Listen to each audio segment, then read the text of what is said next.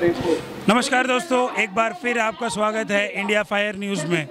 और हम चर्चा कर रहे थे लहू बोल रहा है, इस पे हम शबनम हाशमी जी से बात करेंगे और पूछेंगे कि एक्चुअली में इतना एक अनोखा जो तरीका है सरकार को बताने के लिए, आप अपने मन से कुछ काम करिए, सरकार को फील हो और वो कहीं कुछ ना कुछ करे इसके बारे में। मैम, पहले तो ये बताइए, लहू बोल रहा है एक अपने आप में एक स्टेटमेंट नहीं है, एक वर्क है जी। देखिए, इमरान प्रतापगढ़ी ने कॉल दी थी कि आज के दिन जंतर मंतर पे और बाकी 50 जगहों पे लोग आके अपना खून जो है वो डोनेट करें और इस डोनेशन के थ्रू ये मैसेज दें कि हमारा जो खून है वो बहुत काम कर सकता है, वो देश की सेना के काम आ सकता है, वो गरीब लोगों के काम आ सकता है, जो बीमार लोगों के हॉस्पिटल्स में काम आ सकता है। लगातार हम देखते हैं व्हाट्सएप पे मैसेजेस आते हैं, ब्लड चाहिए, ब्लड देने वाले नहीं होते।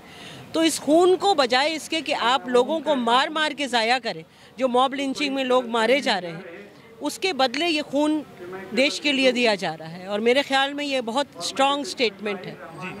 मैं सबसे यही क्वेश्चन पूछ रहा हूँ कि ऐसा क्यों है कि जो हमारी सरकार है वो नाकाम हो रही है इन सब मुद्दों पे? गौ हत्या हो गया, मॉब लिंचिंग हो गया, वो नाकाम नहीं हो रही, वो अपना काम कर रही है, उसकी यही राजनीति है।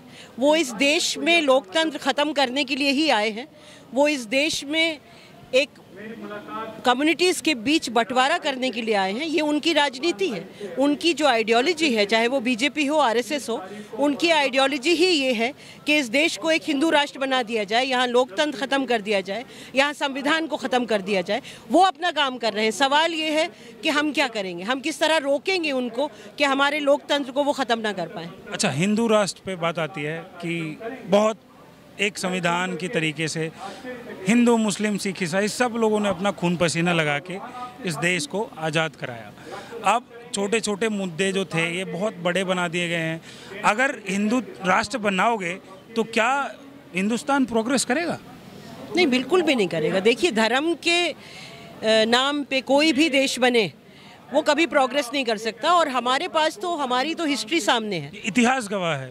इतिहास गवाह है। पाकिस्तान बनाया था इस्लाम के नाम पे, क्या हुआ पाकिस्तान में? क्या हर मुसलमान वहाँ सुखी है? मुसलमानों के लिए बनाया था, ये कह के बनाया था कि मुसलमान जो है वो सब सुखी रहेंगे। वहाँ मुसलमान मारे जा रहे हैं रोज़, वहाँ आतंकवाद हो रहा है, वहाँ पे इतनी गरीबी है।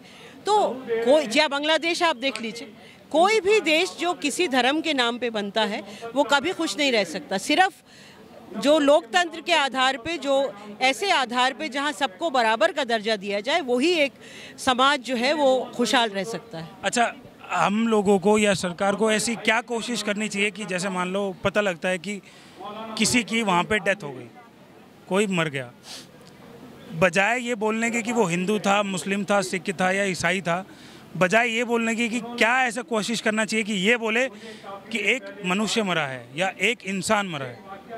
देखिए, ऐसा है कि अगर इस देश में मुसलमानों को मारा जा रहा है एक सुनियोजित ढंग से, तो ये तो कहना पड़ेगा कि मुसलमानों को मारा जा रहा है। उसको आप मनुष्य के खोल पहना के उसको आप कम नहीं कर सकते। अगर दलितों पे हमला हो रहा है तो कहना पड़ेगा कि दलितों पे हमला हो रहा है।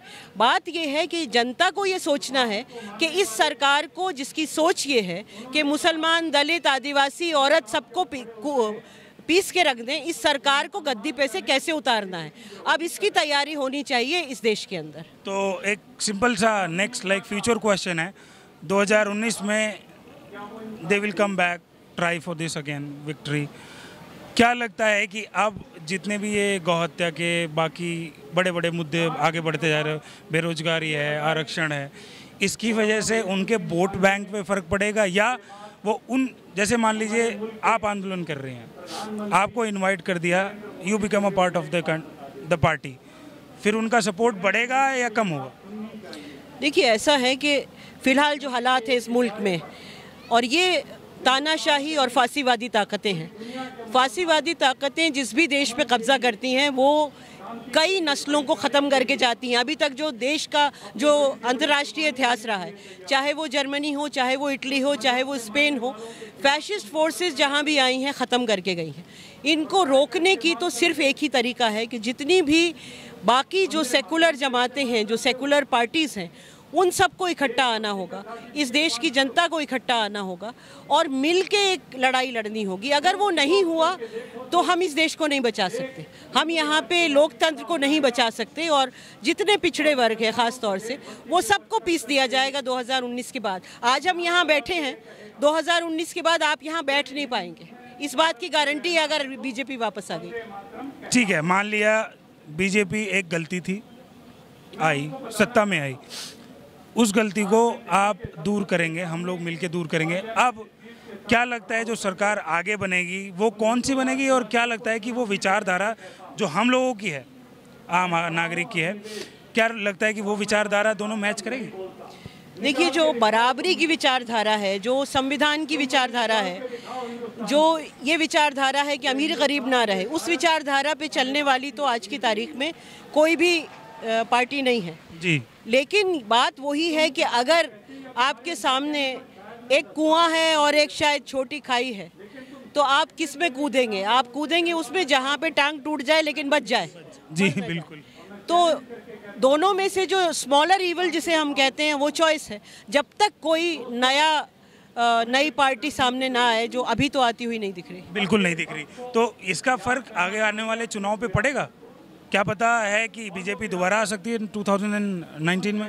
नहीं, मैं तो ये कह ही रही हूँ कि अगर सारी विपक्ष की पार्टियां साथ नहीं आती और ये लोगों की समझ में नहीं आता कि ये फासीवादी ताकतें हैं, तो बीजेपी लौटेगी और वो शायद आखिरी इलेक्शन होगा इस देश के लिए, क्योंकि फासीवादी ताकतें आने के बाद इलेक्शन नहीं करती हैं। उसके बाद आपका संविधान बदला जाएगा, हमारी जो बराबरी के अधिकार हैं, जो आज हम यहाँ बैठ के बोल रहे हैं, उनको ख़त्म किया जाएगा। तो सीधा मैं पूछना चाहूँगा, क्या अब ये जो देश है इसमें डिक्टेटरशिप चल रही है? देखिए, एक बहुत बड़े